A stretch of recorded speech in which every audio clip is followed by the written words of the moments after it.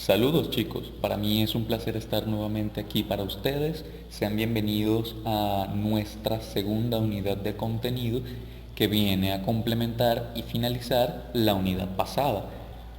A continuación veremos aquella clase de palabra que por su extensión y complejidad habíamos dejado por fuera para dedicarle todo un video, el verbo. Antes de comenzar, les aclaro que esta presentación tiene la misma particularidad logística que tuvo el video pasado, es decir, será válido tanto para la profe Lisette Ramírez como para mí. Muy bien, comenzamos.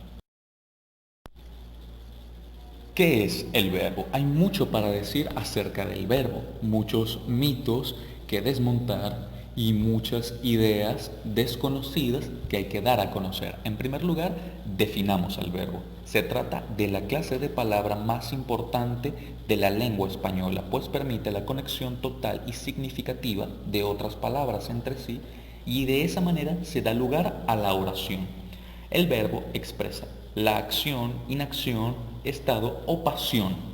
Estamos hablando de una palabra que es indispensable. Estamos hablando de la conexión absoluta de la comunicación. Sin verbo no hay ningún tipo de comunicación, puesto que ésta se basa en construcciones de la palabra a la oración, de la oración al texto, del texto al discurso. Ninguna de estas es posible sin el verbo. Muy bien chicos, comenzamos a adentrarnos un poco más en la cuestión con los accidentes gramaticales del verbo. Para recordar un poquito, los accidentes gramaticales son todos los cambios sistemáticos que va sufriendo una clase de palabra variable. En el caso de la palabra que tenemos acá para estudiar, sufre accidentes de persona y de número. En cuanto a persona, el verbo se presenta en la primera, segunda y tercera persona. En eso se basa la conjugación verbal. En el caso de número tenemos singular y plural. En este cuadro de ejemplos podemos evidenciar todo lo que en la lámina anterior figuraba. Tenemos la persona gramatical, primera, segunda, tercera. Tenemos su número, en este primer caso singular, y tenemos los pronombres a los que pertenece. Yo, tú o usted, en el caso más formal, él, ella. Ya para plural, para el número plural, tenemos las tres personas gramaticales, primera, segunda y tercera, que corresponden a los pronombres nosotros, nosotras, ustedes, ellos y ellas. En este caso, siempre debemos tomar en cuenta que la persona gramatical y el número van de la mano, no son accidentes aislados, sino que se compenetran. Por eso es que yo siempre voy a decir yo estoy, que es singular y es en la primera persona gramatical, pero también puede ser ustedes están, que es en la segunda persona del plural. Entonces ese tipo de diferencias hay que tenerlas bien marcadas y saber que todo es un conjunto. Habiendo ya superado esa parte, digamos, preliminar, entramos ya a una faceta más compleja, puesto que nos estamos ya acercando a los puntos más fuertes y extensos del verbo. En este caso, el modo o la modalidad del verbo. Se trata de una forma, un intento de categorizar la palabra. Se trata de la actitud que el hablante denota respecto a lo que dice en cuanto al acto de escribir o a la pronunciación de una oración. Esto quiere decir, chicos, esencialmente que es la manera o la intención en la que el hablante conjuga y ejecuta el verbo. Dentro de las modalidades del verbo tenemos las tres únicas modalidades con las que cuenta el español. Tenemos primero el modo indicativo, que se trata de una referencia directa a algo pensado como realidad objetiva. Es decir, yo puedo decir yo estoy aquí. Significa que objetivamente me encuentro en un espacio y es algo comprobable, demostrable y ya ocurrió, está ocurriendo. Tenemos subsecuentemente el modo subjuntivo, que remite a algo pensado como una existencia hipotética o ideal. Ya no es algo comprobable, se trata de algo hipotético. Pues yo ya no digo yo estoy, sino yo iría o yo tal vez estaría en tal lugar. Ya no es algo hecho, sino que es una posibilidad que puede ocurrir o no. Finalmente, tenemos el modo imperativo, que corresponde a una función apelativa del lenguaje que se percibe como una orden. Es decir, eso mismo, es una orden. Corre, camina, tú, sube, tú, baja. Esas cuestiones, ese tono de orden corresponde siempre al modo imperativo. Muy bien, llegamos a la artillería pesada. Esta se trata de la parte quizás más importante dentro de toda la clase de palabra. Es la que más vamos a utilizar y es la que definitivamente durante toda la vida académica da un sinfín de dolores de cabeza. Por supuesto, mi intención no es darles a ustedes dolores de cabeza con esto, más bien darles las herramientas para evitar esos dolores de cabeza. Muy bien, tenemos el tiempo del verbo. Se trata de una categoría gramatical que permite ubicar las acciones, inacciones y estados expresados en el verbo dentro de un marco temporal. Resalta, además de su extensión y complejidad, las dos nomenclaturas oficiales para las conjugaciones: la nomenclatura de Andrés Bello y la nomenclatura de la RAE, que es la Real Academia de la Lengua Española. Entendemos nomenclatura como una forma de nombrar un tiempo en específico. Entonces tenemos un tiempo que es llamado por Andrés Bello de una manera y es llamado por la RAE de otra. En este momento, por cuestiones de tiempo, no vamos a poder revisar ambas nomenclaturas, sino que nos vamos a quedar con la nomenclatura de la RAE, que es la más utilizada. Para hablar de los tiempos verbales, tiene que quedar claro, tiene que quedar bien, pero bien claro, que el español es una lengua muy rica, pero así como es rica, también se las trae. ¿Por qué? Porque cuenta con un total de 16, escúchenme bien, 16 tiempos verbales. Yo tampoco me lo creí cuando me lo dijeron. ¿Esto por qué? Porque popularmente se suele trabajar el tiempo verbal a manera de triada. Se suele considerar que únicamente es pasado, que no se llama pasado, posteriormente vamos a revisar su verdadero nombre, presente y futuro. Hay muchos más que solamente esos. Asimismo, cada tiempo verbal corresponde a una de las modalidades que recientemente revisamos. En el modo indicativo tenemos un total de 10 tiempos verbales y dentro del modo subjuntivo tenemos los 6 restantes. Antes de continuar con la tabla de conjugación que nos va a permitir ejemplificar todo lo que recientemente se expuso, vamos a hablar un momentito, es preciso hablar por momentos acerca de la división del verbo según su conjugación. Como ya hemos hecho durante mucho de la presentación y durante el contenido pasado, vamos a sintetizar un poco, puesto que esta división es bastante amplia. Vamos a trabajar únicamente con los verbos regulares e irregulares. Es decir, que cada verbo que se nos presente, que tengamos frente a nosotros, será o un verbo regular o un verbo irregular. Tiene que quedar claro, no pueden ser los dos al mismo tiempo. Bien, dentro de los verbos regulares podemos definirlos como todos aquellos que, sin importar la conjugación o en cualquiera de los tiempos en los que se encuentren, no va a alterar su forma. Lo único que cambia, dependiendo por supuesto de la conjugación, va a ser la persona o el número, pero de resto no cambia absolutamente nada. En los verbos irregulares, como seguramente ya habrán adivinado, todo cambia, puesto que son aquellas palabras, aquellos verbos en cuya conjugación aparecen alteraciones importantes en su forma dependiendo de la persona o el tiempo en la que sea conjugada.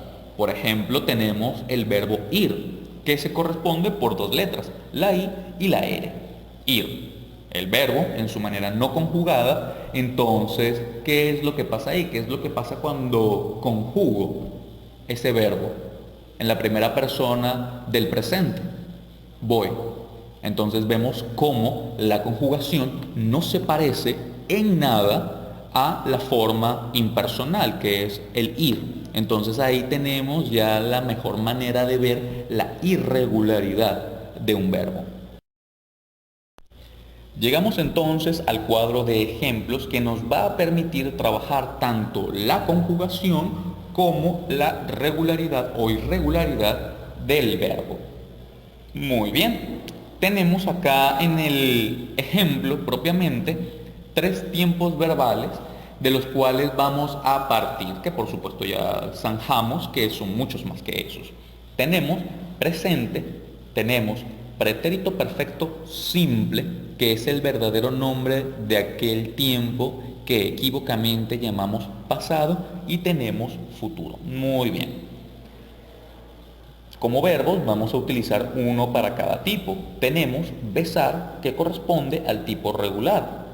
En la conjugación podemos ver que no hay cambios realmente significativos dentro de su estructura. Vemos que en el presente es yo beso, yo besé en pretérito perfecto simple, yo besaré en futuro. Vemos cómo en tú besas, tú besaste, tú besarás, él, ella besa, él, ella besó, él, ella besará. No hay cambios. Entonces eso nos permite ubicarla muy fácilmente dentro de este primer tipo. Con nuestra segunda palabra, poner, la cosa cambia. Ustedes van a ver cómo hay cambios en la estructura. Vemos, por ejemplo, yo pongo, yo puse, yo pondré. Nótese cómo hay palabras, mejor dicho, letras en la palabra que van omitiéndose en algunos casos y van agregándose en otras. Si estamos hablando de la misma clase de palabra, entonces ¿por qué en el presente de la primera persona está pongo, está esa G, pero luego en pretérito perfecto simple está puse? ¿A dónde se fue la G y de dónde salió esa S y esa E? Esa es la irregularidad del verbo, esa es la irregularidad de algunas palabras, que son muchas, y que su conjugación siempre resulta una odisea. Y ya que empezamos a hablar acerca de la conjugación del verbo, continuemos, pues se trata de la flexión que refiere cada uno de los paradigmas que adopta el verbo en su ordenación y en la articulación de una oración. Paradigma es un modelo establecido por la cultura y en este caso corresponde a los nombres de los tiempos. Como ya mencionamos hace un momento, presente, pretérito imperfecto simple, futuro son los nombres, y esos nombres funcionan como paradigmas. Ya es algo institucional que los nombra así, no es una simple arbitrariedad. Al momento de considerar la conjugación de un verbo, se piensa desde su complejidad. Si cuenta con un verbo, entonces se trata de un tiempo simple. Por el contrario, si se tiene más de un verbo, se trata de un tiempo compuesto. A continuación, vamos a hablar un poquito más acerca de este detalle. En el presente esquema encontramos un poquito acerca de momentos ya discutidos, así como nueva información. El verbo se subdivide dentro de modalidades que son modo indicativo, modo subjuntivo. Estos modos a su vez tienen una subclasificación. Estas subclasificaciones nos permiten agrupar el verbo dentro de ciertas semejanzas, porque podemos pensar el verbo siempre individualmente dentro de su conjugación, pero también podemos pensarlo como un grupo. los verbos, ya no tanto el verbo. Muy bien, tenemos el tiempo simple y el tiempo compuesto, ambas para cada modo. ¿Qué es lo que ocurre?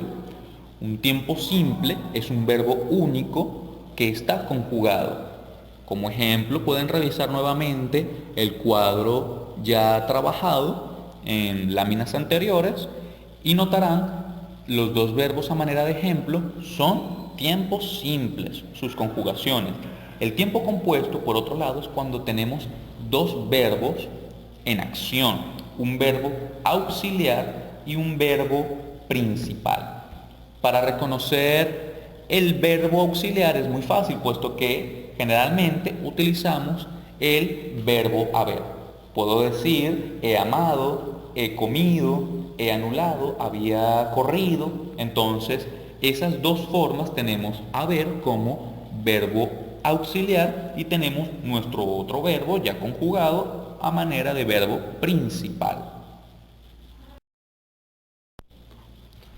En este cuadro, respectivo a los tiempos del modo indicativo, podemos ver, evidenciar y asimilar cuáles son los tiempos simples y cuáles son los tiempos compuestos que operan dentro de esta modalidad. No me voy a detener propiamente en cada uno, puesto que va a ser muy extenso. Yo los invito a investigar un poco acerca de cada uno, que no son muy difíciles de entender ni tampoco muy difíciles de reconocer. Una vez se tiene clara la idea de cada uno, encontrarlas es cosa de nada.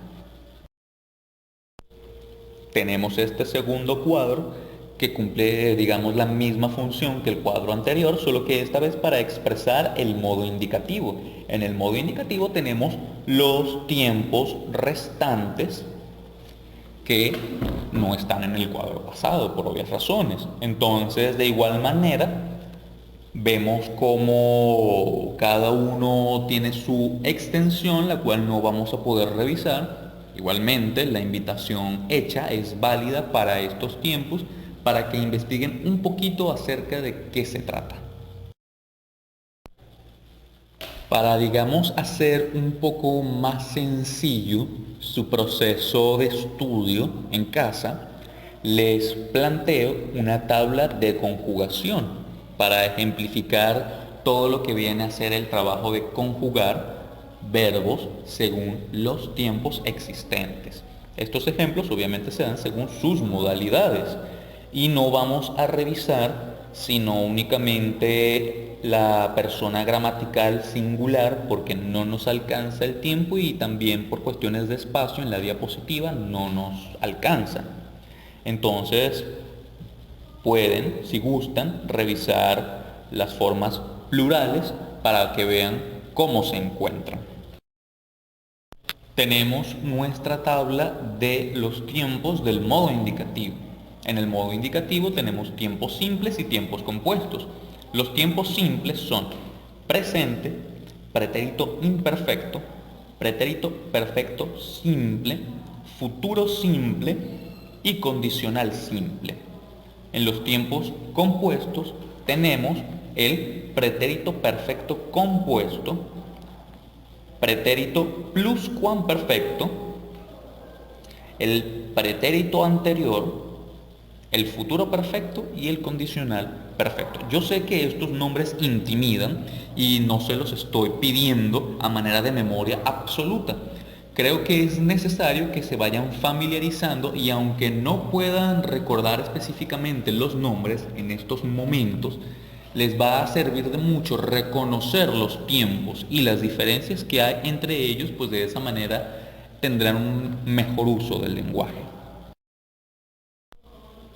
Subsecuentemente tenemos la tabla que se encarga de expresar los tiempos del modo subjuntivo. En esta tabla vemos que la cantidad es menor. Esto posiblemente sea un factor que facilite un poco su asimilación. De igual manera tenemos tiempos simples y tiempos compuestos.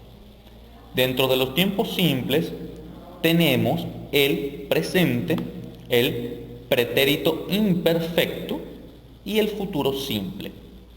Como tiempos compuestos tenemos el pretérito imperfecto compuesto, el pretérito pluscuamperfecto y el futuro compuesto. En este caso ya solamente es cuestión de saber cómo utilizarlos y reconocerlos y es mucho más fácil de lo que parece.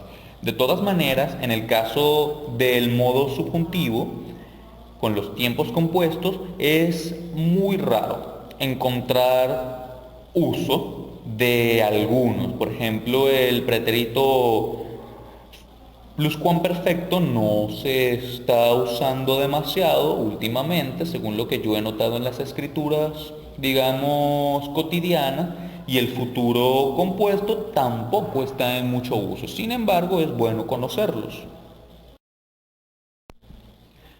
Eso ha sido todo en esta oportunidad. Muchísimas gracias por su atención, chicos. Yo sé que este tema para muchísimos es un tema complejo. Para mí lo fue en su momento y siempre lo será, porque esas complejidades nunca desaparecen, sino que uno adquiere una actitud para acercarse a ellas. De todas maneras, para cualquier duda, me encuentro a la orden para despejarlas, puesto que también entiendo que esto no es algo que se aprende de la noche a la mañana. A mí me tomó mucho tiempo aprender todo esto. Y no es algo que tienen que aprender en su totalidad, sino que es algo que más bien vamos a ir ejercitando conjuntamente ustedes, la profesora Lizeth Ramírez y su servidor. Entonces, espero que les haya servido mucho. También espero que se encuentren bastante bien. Un saludo y despedida para todos.